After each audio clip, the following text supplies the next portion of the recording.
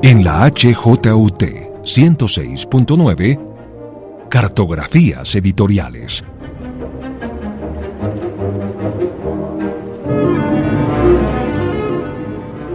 Presenta y dirige María Elvira Jaramillo.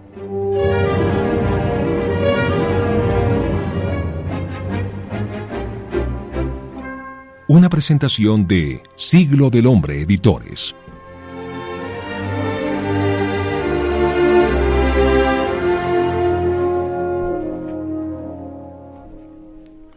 Hola y bienvenidos una vez más a Cartografías Editoriales Caminando con Siglo del Hombre. El viaje de hoy es un viaje por nuestra editorial, por la colección Justicia y Conflicto. De esta colección ya hemos hablado en diferentes programas. Y tal vez ustedes ya saben que es un viaje que nos encanta, que nos resulta placentero. Pero es placentero no necesariamente por sus temáticas, no. Nos resulta placentero principalmente por nuestros compañeros de viaje, nuestros amigos coeditores, la Universidad de AFIT y la Universidad del Rosario en este caso. Este es un viaje por Colombia, una apuesta para comprender nuestra realidad, una invitación para ver otras visiones de la vida. Hoy, la de dos comunidades que firmaron un pacto de reconciliación en medio del enfrentamiento entre guerrilla y paramilitares. Hoy viajaremos para responder la pregunta: ¿cómo aportar a la construcción de paz en Colombia aún en medio de la guerra? Bienvenidos a la historia de cómo una investigadora logra hacer visible las personas de la paz por encima de la violencia. Bienvenidos a la aventura de la publicación del libro Paz en la Guerra, Reconciliación y Democracia en el Alto Ariari. ¿Y quién es nuestra guía de viaje? ¿A quién le entregaremos la responsabilidad de liderar este recorrido? Lo primero que voy a decir, y ya ustedes me dirán si tengo o no razón, es que esta guía es una excelente conversadora. Tengo a mi lado una mujer que desde que la conocimos nos llena de energía y fuerza para seguir aportando a la construcción de espacios para la circulación del conocimiento. Tengo a mi lado a Tatiana Duplat Ayala.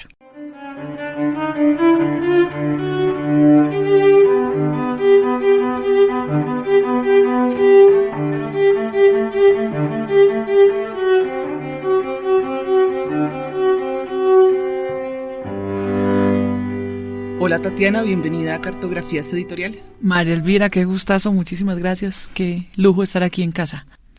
Tatiana es historiadora de la Pontificia Universidad Javeriana de Bogotá, galardonada con el Premio Nacional Otto de Greif a Mejores Trabajos de Grado. Es doctora de Historia egresada del programa Paz y Conflictos de la Universidad de Granada en España. Tatiana cuenta con una amplia experiencia en el diseño e implementación de proyectos nacionales en el marco de procesos de cambio social y construcción de paz en Colombia. Ha sido asesora del Ministerio de Cultura, fundadora y directora del proyecto Firma Caracola Consultores. Fue directora de Señal Memoria y desde el 2018 es gerente de la Red Distrital de Bibliotecas Públicas de Bogotá, Bibliored. Y para los que no saben, Tatiana cursó el ciclo básico de estudios musicales con énfasis en violonchelo de la Universidad Nacional de Colombia. En resumen, Tatiana es historiadora, comunicadora e investigadora de paz. Bueno, Tatiana, ¿estás lista para este viaje? Lista, siempre lista para viajar. Bueno, cuéntale a quienes nos están escuchando y a mí, ¿a dónde nos vas a llevar hoy y cuál es el proyecto de viaje detrás de nuestra publicación Paz en la Guerra? Bueno, Paz en la Guerra efectivamente es un proyecto, fue un viaje que duró mucho y sigue. Pensé que se había acabado y a raíz de la publicación del libro sigue. Efectivamente es una exploración por el mundo rural y una reflexión sobre cómo se construyen los tejidos sociales en el mundo de la ruralidad en Colombia, tan afectada por la violencia tantos años, tantas décadas, pero también con tanta riqueza para la resiliencia, para la construcción de solidaridad, para la construcción de proyectos colectivos. Y bueno, ese fue el viaje, internarme en ese mundo, ¿no? ¿Cuál era el objetivo detrás de la publicación? ¿Qué esperabas tú que ocurriera o qué pretendías después de esa publicación o esa investigación? Sí, porque primero la investigación la empecé a hacer hace casi 20 años, unos 18 años, como parte de mi tesis de doctorado. Y bueno, la primera intención era pues efectivamente responder las preguntas de investigación, que tú la acabas de formular, cómo se puede construir paz aún en medio de la guerra. ¿Qué pasa con las comunidades que durante décadas han vivido, siguen viviendo o vivieron confrontaciones armadas entre grupos, distintos grupos, y sin embargo estas comunidades logran construir proyectos colectivos, instituciones, organizaciones, iniciativas de emprendimiento? Eso me llamaba mucho la atención, esa era la pregunta de investigación, y como yo había trabajado tanto tiempo con comunidades rurales, quise emprender ese viaje para responder esa pregunta. Inicialmente pues no había un proyecto de publicación en la cabeza, eso viene muchísimo tiempo después. Bueno, Tatiana, como ya nos has dicho y porque yo sé, porque hemos conversado, tú viajas mucho a zonas rurales, pero ¿qué características geográficas va a tener el viaje de hoy, el que le vamos a contar a las personas? Bueno, hoy nos vamos al piedemonte llanero, eso es la cordillera oriental, las faldas de la cordillera oriental del lado del Meta, del departamento del Meta. Para la gente es fácil en el imaginario pensar en la cordillera del lado de la cara que da, digamos, hacia Bogotá, hacia Cundinamarca, hacia Tolima, hacia Huila, pero increíblemente hay un vacío en el imaginario de qué pasa del otro lado de esa montaña, y es la misma montaña. Si uno se para en la cima puede mirar hacia un lado o hacia otro, pero de un lado hay un imaginario construido, una idea, un conocimiento, y del otro es como si fuera un espacio vacío, extraño, desconocido, increíblemente, ¿no? Después de 200 años de república, de proyecto nacional, y esos siguen siendo espacios como míticos casi, ¿no? Para mucha gente en el país. Seguramente, como yo, muchas personas no saben qué características tiene, es el clima. Cuéntanos un poco sobre eso. Esto es donde nace el río Ariari, en la montaña, en la cordillera oriental, por eso se llama la región del Alto Ariari, es el nacimiento del Ariari, que luego es un afluente del Orinoco, se convierte en un río inmenso, bellísimo, gigantesco, que luego como Orinoco atravesará pues toda Venezuela. Y al estar en la falda de la montaña y estar tan bañada de ríos, tiene un clima privilegiado para la agricultura. Entonces el Alto Ariari es como la despensa, dicen que es la despensa de Colombia, no solo de Bogotá, casi todo sale por Bogotá, pero es la despensa agrícola. La cantidad de cítricos, de la variedad de productos agrícolas que se producen allí es impresionante, es un privilegio climático, pero también es la gran dificultad de esa región. Los ríos, no solo el Ariari, hay muchos ríos que confluyen en el Ariari y luego en el Orinoco. Estos ríos se desbordan a cada rato y esto es una tragedia permanente en esa región. En este momento está al borde del desbordamiento el río Ariari y pone en jaque cada vez a esta región. Bueno, hemos entrado a una sección sin darnos cuenta que se llama el equipaje, que echamos en la maleta para este viaje. Y yo me detuve a preguntarte sobre las características de esta región, porque si algo uno entiende en tu libro es que las cosas no pasan porque sí. Esta región tiene unas características particulares por las cuales se ve enfrentado entre dos grupos armados que pues vivían en guerra. Entonces quería preguntarte, ahora que estamos en el equipaje, para que las personas que nos acompañan en el viaje lo tengan muy claro, ¿qué características puntuales sociopolíticas tiene el Alto Ariari para que haya entrado en ese conflicto? Sí, el Alto Ariari hace parte de los territorios de expansión de la frontera agraria, se dice en historia. Fueron territorios que fueron colonizados y poblados masivamente después de los años 50 del siglo XX, mientras el país central, digamos, del otro lado de la cordillera, estaba colonizado cientos de años atrás, literalmente. A medida que la violencia entre liberales y conservadores fue acorralando campesinos, estos campesinos se fueron corriendo hacia el sur, se fueron hacia el Caquetá, se fueron hacia el Casanare, se fueron hacia el Meta, se fueron hacia los bordes y expandieron la frontera agraria. ¿Qué significa? Que volvieron cultivables terrenos que nunca habían sido intervenidos por la presencia humana. Aptos o no aptos, a veces son aptos para la agricultura y a veces sencillamente tumbaron selva y la destinaron para la agricultura, en algunos lugares una agricultura muy frágil que se acaba y termina devastando la zona. No ocurre así en el Alto Ariari. En el Alto Ariari sí es un territorio apto para la agricultura, entonces se convierte en un territorio receptor de campesinos que huían de la violencia en los años 50. Al hacer un territorio refugio y ser estos campesinos miembros de organizaciones que acostumbradas a hacer autogestión, a ellos no les no fue tan grave, digamos, o no fue un impedimento desarrollar ahí poblaciones sin la presencia del Estado. Ellos mismos constituyeron sus formas propias de organización social y comunitaria. Y el Alto Ariari es poblado mayoritariamente por campesinos liberales que huían de la violencia liberal y que fueron acompañados en su momento por el Partido Liberal cuando tenía movimientos guerrilleros, o luego por el Partido Comunista, en la época en que el Partido Comunista fue declarado ilegal y acompañó estos movimientos masivos de personas. Luego entonces los distintos grupos armados organizados que llegaron allá de alguna manera cohabitaron y coexistieron con estas comunidades, pero ellas siempre dijeron coexistirán con nosotros, pero no somos los mismos, ¿no? Okay. Entonces casi todo el margen derecho del río Ariari es poblado por campesinos de ascendencia liberal, que después se vuelve en comunista, que después se vuelve pues en gente que se asocia ideológicamente a la izquierda. Y del margen izquierdo del río es poblado por personas que el Estado había propiciado la colonización, premiando, digamos, o haciendo estímulos, adjudicando tierras, por ejemplo, a ex policías, personas que habían servido en el ejército y que se jubilaban, y como parte de los beneficios en algunos momentos, en los años 50 y 60, se les dieron incentivos para que poblaran la margen izquierda del río. Entonces, esto en plena Guerra Fría, pues era como un muro de Berlín, sí. Pero el río era como un muro de Berlín. De un lado los capitalistas y de otro lado los comunistas, más o menos. Pero esto escribió durante años y décadas. Esto le costó muchos muertos a esta región, esa división geopolítica.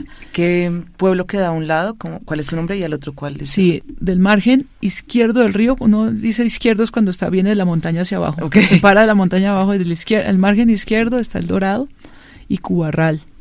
Y el margen derecho está el Castillo y Lejanías. Perfecto. Más o menos, hay más municipios ahí, pero estos 4 municipios de alguna manera fueron siempre enfrentados ideológicamente.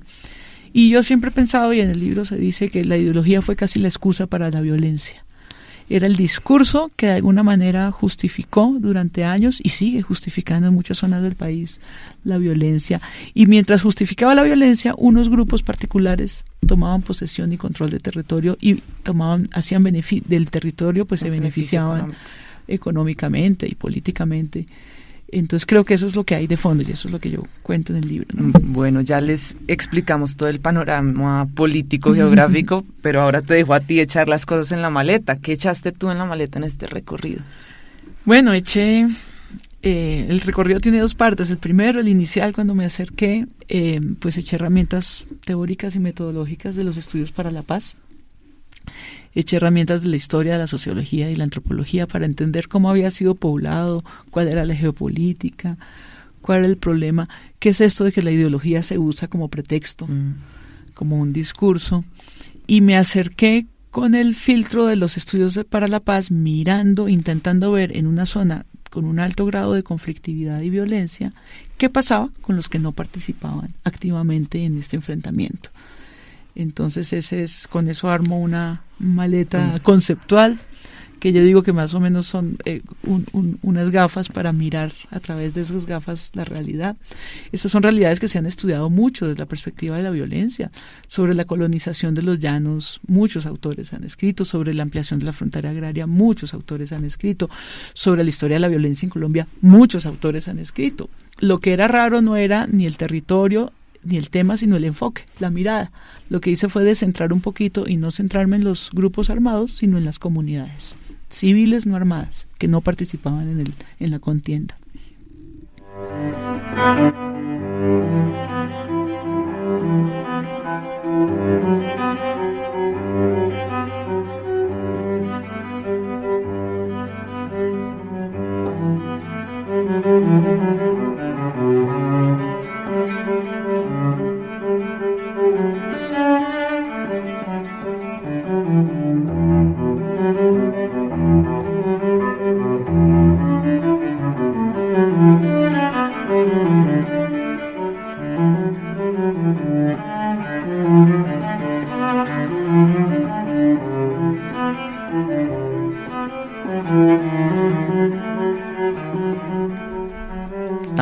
viaje con nuestra amiga Tatiana Duplat, autora del libro Paz en la Guerra, Reconciliación y Democracia en el Alto Ariari, publicado por Siglo del Hombre, la Universidad de AFIT y la Universidad del Rosario. Bueno, Tatiana, muchas gracias otra vez por estar acá. Estamos muy contentos porque sin duda esta es una publicación que cuestiona algo que siempre estamos acostumbrados a hacer, y es mirar el mundo desde la violencia, no desde las posibilidades para construir paz. Entonces creo que estamos entrando a ese viaje, a cómo hiciste primero para plantearte esa postura cuando todo el mundo de alguna manera lo hace al contrario, y que encontraste en el recorrido, en la investigación, pero sobre todo en la construcción de este libro. Bueno, esto sí tiene todo que ver con el doctorado de Estudios para la Paz, que propone otro paradigma para ver la realidad social. Era, en ese momento en que yo lo hice, era como loco, era como... ¿Qué está diciendo, no? Si lo llamativo, la violencia tiene una fascinación, o sea, los medios de comunicación, las investigaciones, es muy fácil notar la violencia, pero las relaciones pacíficas y cordiales, que son la gran mayoría de relaciones cotidianas de todas las personas, pasan completamente desapercibidas. Por ejemplo, en los noticieros es fácil, lo que se hace notar es lo que es muy grave, el terrorismo, el robo, y todo eso, pero para nadie es noticia que durante no sé tantos meses no ha habido un solo evento ni de robo ni de asesinato en un barrio. Eso no es una noticia para un noticiero. Lo mismo pasa con la investigación académica. Entonces la investigación para la paz dice, aunque no sea evidente, fijémonos qué está pasando con estas millones de personas que se relacionan pacíficamente. Cuando empecé a hacer como la tesis, la investigación se hizo en medio de un conflicto, de un enfrentamiento muy fuerte a principios de los años 2000. Los paramilitares entraron a un territorio que tradicionalmente había sido dominado, digamos, no sé si dominado, pero había tenido presencia e influencia grande de las FARC. Ahí en los 2000 se produce un choque terrible. Los índices pues más dramáticos de asesinato y de muertes y de desaparición ocurren ahí, entre el 2000 y el 2005, más o menos.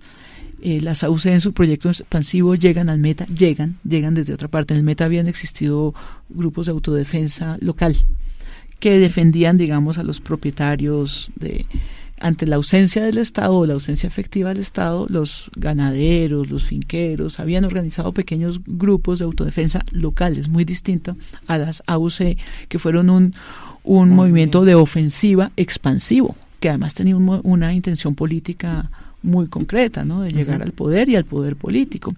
Entonces, como esto era tan complicado, el reto con los profesores que guiaron esta investigación era cómo investigar en medio de la guerra. Aunque haya guerra, un país no se puede quedar sin investigación. Entonces yo busqué, por ejemplo, fuentes virtuales. Yo consulté todo el archivo del Llano 7 Días, que es parte de la Casa Editorial del Tiempo, y ya estaba disponible por internet, por ejemplo. Consulté el archivo histórico del Tiempo y ya estaba disponible por internet. Busqué redes de amigos de instituciones que empezaron a contarme en qué momento venían los personajes de la experiencia que yo estaba estudiando, en qué momento venían a Bogotá porque tenían que venir a reuniones, hacían proyectos, porque esto que yo estudié es una iniciativa impulsada por alcaldes y personajes institucionales. Entonces yo estaba muy atenta a cuándo venían ellos y los encontraba aquí en Bogotá mucho. Fui varias veces, pero fui hasta donde se pudo ir. Yo nunca logré llegar al castillo, por ejemplo. Era muy peligroso atravesar el río Ariari en ese momento. Voy al Ariari después, cuando ya vamos a publicar el libro, años después, 20 años después de que ocurrió el pacto.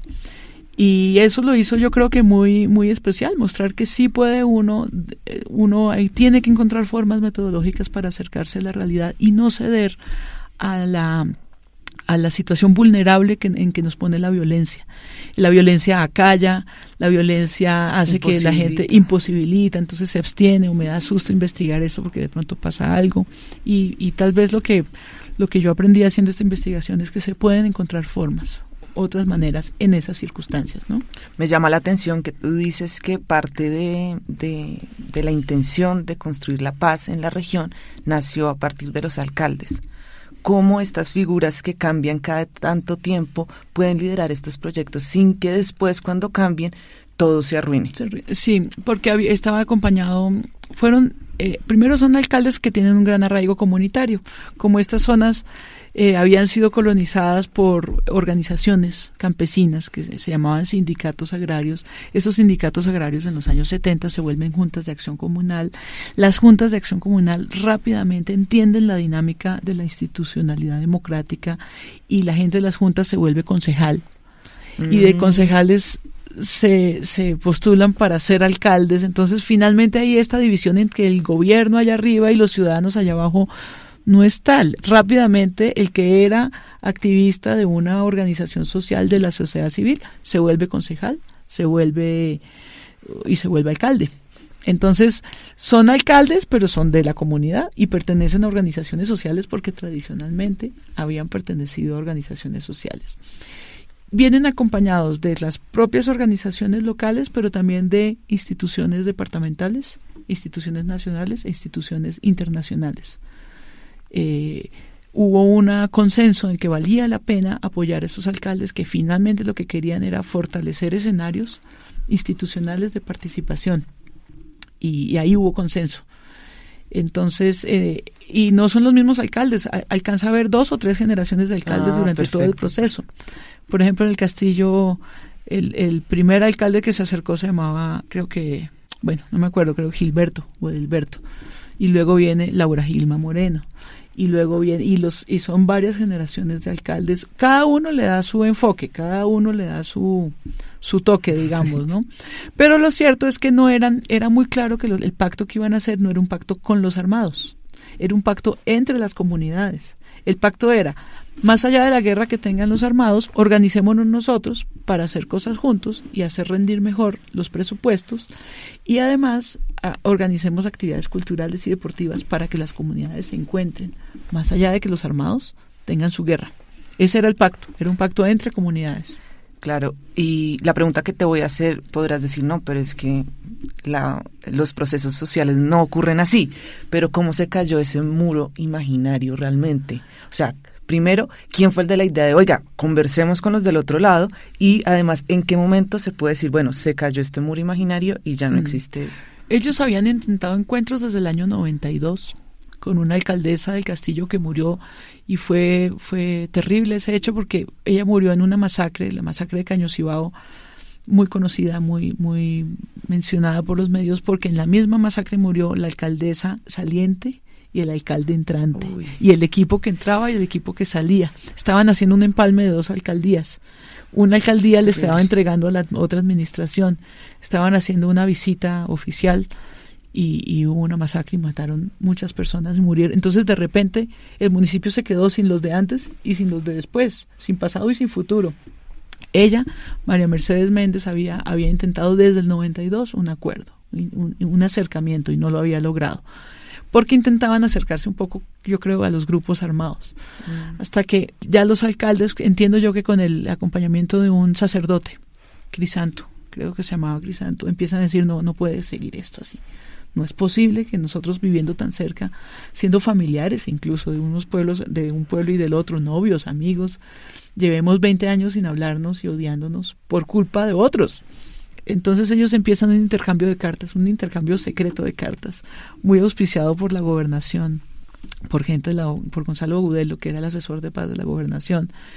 Y a partir de ese intercambio de cartas deciden armar son 2 tipos de proyectos que se conjugan. Uno, proyectos de infraestructura, puentes, literalmente puentes que juntaran a la región porque la región está muy desarticulada, su red de carreteras sigue siendo todavía muy vulnerable. Entonces, con la ayuda de algunas instituciones, mejoraron un poquito esta infraestructura de vías para que se pudieran encontrar y los alcaldes se dedicaron a hacer al tiempo proyectos culturales y deportivos, intercambios. Okay. Lo importante eran pretextos para que la gente se fuera y viniera. Y reconociera a la y otra comunidad. Reconociera a los otros como que sí, son de los mismos, son como nosotros, sí. No son monstruos, ni tienen cachos, decía, ni tienen nada extraño. Y a partir de eso empiezan ya unos proyectos de mayor envergadura, como recuperar colegios rurales. Los colegios rurales son colegios, antes se les llamaban internados, ahora ya no les llaman internados, pero son colegios en las veredas donde acuden los niños de campesinos a los que les quedaría muy lejos ir hasta el casco urbano. Entonces van, digamos, de lunes a viernes, están en el colegio veredal y el viernes regresan a sus casas para que no tengan que estar. Todo tiene que ver con las comunicaciones, sí, fíjate, todo tiene que ver con cómo una zona rural que todavía está muy escasa de infraestructura de comunicaciones, pues logra integrarse. Y a raíz de este repoblamiento de los colegios rurales, empezaron a poblarlo con niños de un municipio y de otro, mezclaban niños de distintos municipios. Y ellos decían hace unos 20 años, esto tiene que funcionar porque uno es amigo de los amigos del colegio para toda la vida.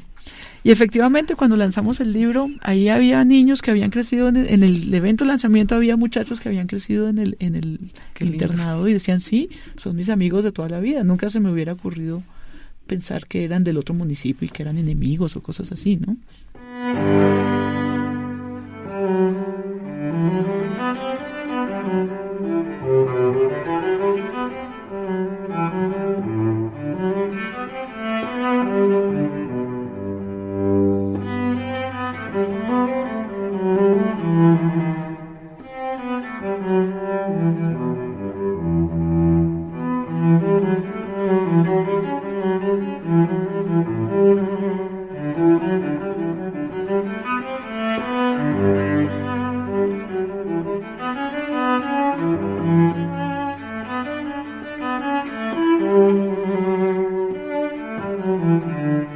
Hemos llegado al final del programa de hoy sobre Paz en la Guerra, Reconciliación y Democracia en el Alto Ariari, que es nuestra publicación con la Universidad de AFIT y con la Universidad del Rosario.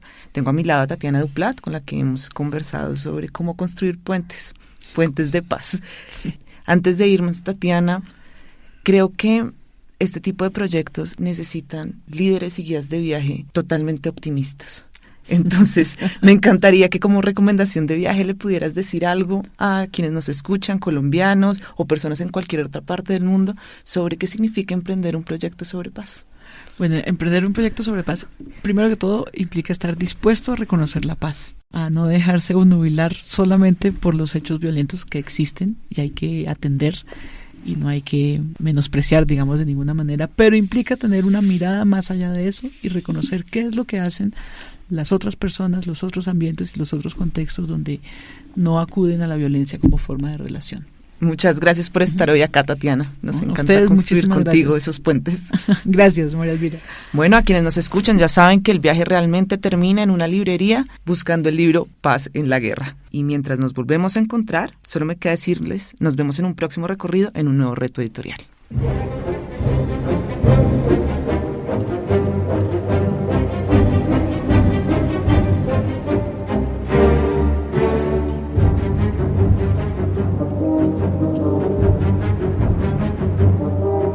En la HJUT 106.9, Cartografías Editoriales.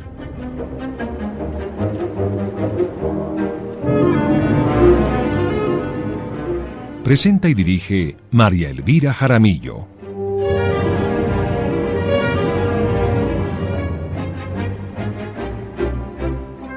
Una presentación de Siglo del Hombre Editores.